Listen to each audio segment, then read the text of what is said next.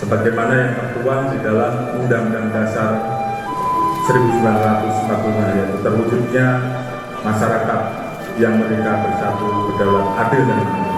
Untuk itu, persatuan dan kesatuan bangsa Indonesia sangat dibutuhkan pada saat ini. Pada malam hari ini kita semua berkumpul dalam bersamaan seraya mengajarkan doa kepada Allah Subhanahu wa Ta'ala, Tuhan yang Esa. Yang pertama, untuk bangsa dan negara agar diberikan perlindungan dari segala bencana dan bahaya, serta diberikan kemudahan dalam melewati berbagai tantangan yang ada sehingga dapat mengubah tantangan yang kedua guna melakukan lompatan kemajuan menuju bangsa Indonesia yang berdaulat, maju, adil,